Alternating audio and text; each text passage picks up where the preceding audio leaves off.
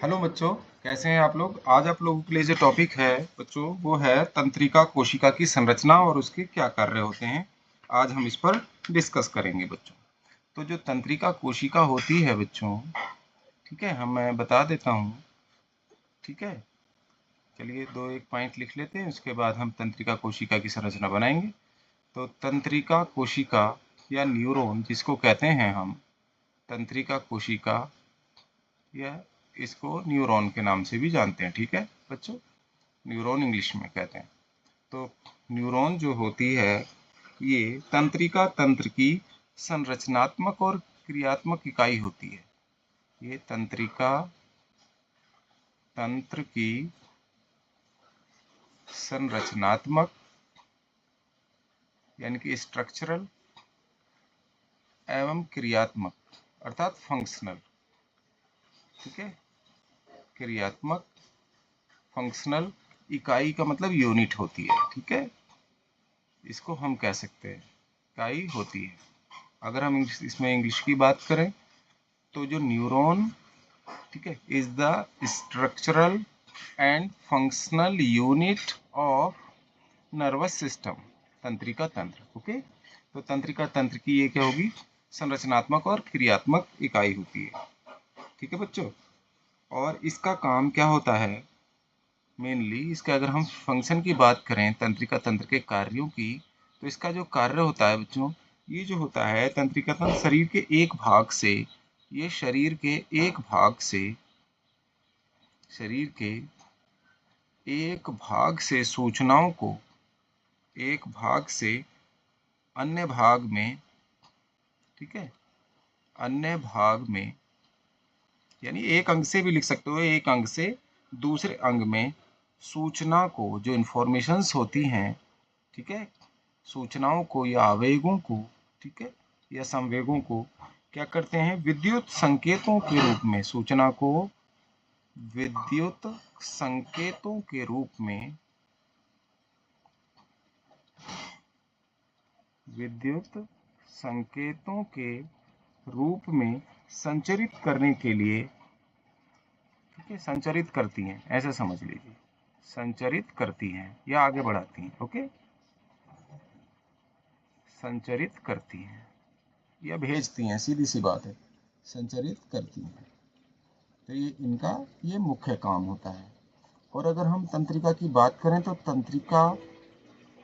कोशिका तंत्रिका कोशिका जो होती है ये निम्नलिखित दो भागों से बनी होती है। तंत्रिका कोशिका is made up of two parts, है ना, थ्री पार्ट्स।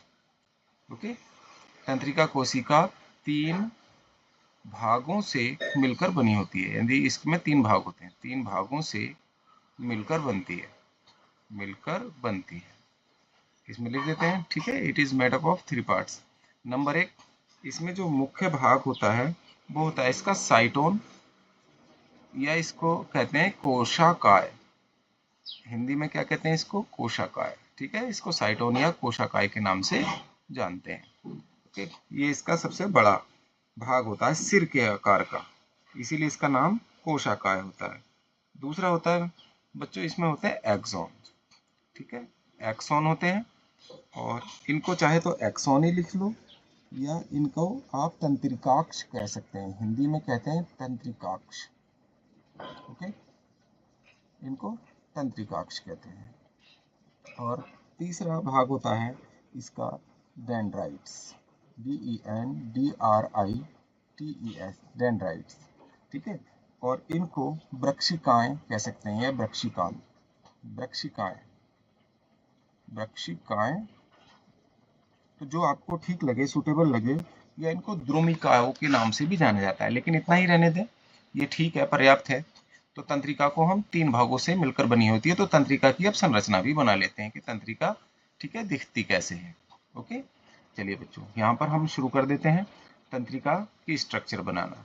तंत्रिका जो है, जैसे इसका जो सबसे बड़ा भाग होता है, ठीक है, वही बना देते हैं हम सबसे पहले। तो ये तंत्रिकाओं का ये सबसे बड़ा भाग है जो मैंने बनाया, कोशाकाय। ये बड़ा भाग होता है, इस तरह से देखिए हम बना लेंगे, और नीचे को लाएंगे हम इसको बच्चों, ठीक है, ये न्यूरिलेमा, और ये आगे की ओर दो भागों में बट जाता है। ओके, दूसरी तंत्रिका यहाँ से जुड़ जाती है। ओके, और दूसरी तंत्रिका यहाँ पर जुड़ेंगी तो उनको सिनेप्टिक बटन कहा जाता है। ठीक है, ये सिनेप्टिक बटन होते हैं यहाँ पर लगाने के, एक तंत्रिका को दूसरी तंत्रिका से जोड़ने के लिए होते हैं। ठीक है, तो ये तंत्रिका आगे की ओर चलकर दो भागों में बढ़ जाती है। और यहाँ पर ये जो भाग है, बड़ा भाग जो मैंने बनाया, चलिए मैं आगे को थोड़ा सा और पतला ये बना देता हूँ। ये इसकी वृक्षिकाएं होती हैं। ये कैसे भी बना देना आप, पतली बारीक बारीक बारीक होती हैं ये। ठीक है, ये हमने ये बना दी। तो यहाँ पर ये वाला जो भाग है, बड़ा वाला भाग, इसको कहते हैं साइटोन या कोशाकाय। ठीक है, साइटोन या कोशाकाय के नाम से ये जाना जाता है। जिसको हिंदी में लिखना है वो हिंदी में लिख लेंगे, जिनको इंग्लिश में लिखना है बच्चों को इंग्लिश में लिख सकते हैं।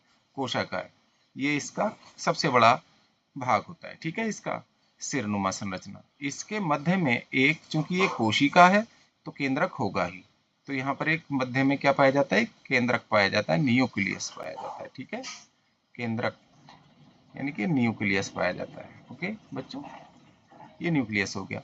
इसके अतिरिक्त इसमें बच्चों यहाँ पर ये इसके कोशिका द्रव्य में ये कुछ कण पाए जाते हैं, है ना। इनको निशल कण के नाम से जानते हैं हम। ओके, इनको निशल कण कहते हैं, निसल्स ग्रेन्यूल। ओके, ये है निसल्स ग्रेन्यूल, यानी कि निसल कण के नाम से इनको जाना जाता है। ये कण पाए जाते हैं, और ये पाए कहाँ जाते हैं, इसके कोशाद्रव्य में। ये सब क्या है, कोशाकाय के अंदर एक द्रव्य भरा रहता है, एक पदार्थ भरा रहेगा, तो इस पदार्थ को क्या कहेंगे हम, कोशाद्रव्य, साइटोप्लाज्म। ठीक है, इसको साइटोप्लाज्म या कोशाद्रव्य कहते हैं। ठीक है, इसको कोशाद्रव्य के नाम से जाना जाता है। ओके, इसके अंदर ये जो उंगली जैसी संरचना है अभी आपको दिख रहे हैं, ये जो दिख रहे हैं, ठीक है, ये प्रवर्ध निकले हुए हैं सब। ये देखो मैंने ब्लू कलर के कर दिए हैं ये। तो ये वाले जो पार्ट हैं, ओके, तो ये वाले पार्ट कहलाते हैं इसके एक्सोन बच्चों, इनको कहते हैं एक्सोन। अभी मैंने आपको लिखवाया, एक्सोन को कहा जाता है तंत्रिकाक्ष। ठीक है, तंत्रिकाक्ष कहते हैं इसको हिंदी में। तो ये तंत्रिकाक्ष होते हैं। ओके, और तंत्रिकाक्ष से आगे ये पतली, ठीक है, धागे नुमा संरचनाएं आगे की ओर चलकर निकल जाती हैं और पतली हो जाती हैं ये। तो इन पतली नलिकाओं को, ये जो निकल रही हैं बाहर की तरफ, ठीक है, इनको कहते हैं डेंड्राइट्स। इनको कहा जाता है डेंड्राइट्स, वृक्षिकाएं। ओके, इनको वृक्षिकांत या वृक्षिकाएं के नाम से जाना जाता है, वृक्षिकाएं हैं। ओके, और ये जो भाग है, ये जो पूरा पार्ट है नीचे की तरफ, ये पूरा, ठीक है, एक्सोन आगे की ओर बढ़कर, ठीक है, ये वाला पार्ट, तो ये, ठीक है, इस भाग को कहते हैं हम न्यूरिलेमा। इसके अंदर क्या भरा है, एक पदार्थ भरा रहता है। ठीक है, इसका नाम है न्यूरिलेमा। ये न्यूरिलेमा है, हिंदी में भी इसको न्यूरिलेमा ही कहेंगे। और न्यूरिलेमा के चारों तरफ क्या होते हैं ये, ठीक है,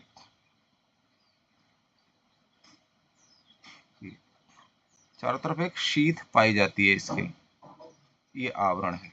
ठीक है, और इस आवरण में, ठीक है, रेनवियर का नोड भी इसके अंदर ही पाया जाता है। ठीक है, न्यूरिलेमा, इसके अंदर जो द्रव भरा रहता है वो कहलाता है न्यूरिलेमा। और ये जो नोड बनी है पूरी, इस नोड का नाम है, हम इसको, चलिए, ये जो पूरी नोड है यहाँ से यहाँ तक, ये मैं देखो रेड कलर से इसको बना दे रहा हूँ, जो ब्लू इस कलर की जो पूरी नोड है, ये नोड सी जो बनी है, तो इस नोड का नाम है रेनवियर का नोड। इसको रेनवियर का नोड कहते हैं। ठीक है, इंग्लिश में भी हिंदी में इसको कहते हैं रेनवियर का नोड। ये रेनवियर का नोड होती है। Okay, node of Ranvier. और इसमें ये जो शीथ है चारों ओर, ठीक है, इसके चारों तरफ जो शीथ है, तो शीथ पर कहीं कहीं ये जो सेल्स बनी हैं बाहर की तरफ, इनको स्वान सेल्स के नाम से जाना जाता है। ठीक है, इनको कहते हैं स्वान सेल्स। ठीक, श्वान कोशा के नाम से जानते हैं। और ये एक कोशिका जब दूसरी से जोड़ती है, ठीक है, एक तंत्रिका दूसरी से जाकर जुड़ेगी तो ये कहलाते हैं सिनेप्टिक बटन। ये सिनेप्टिक बटन द्वारा एक तंत्रिका दूसरी तंत्रिका से जाकर जुड़ती है, सिनेप्टिक बटन है।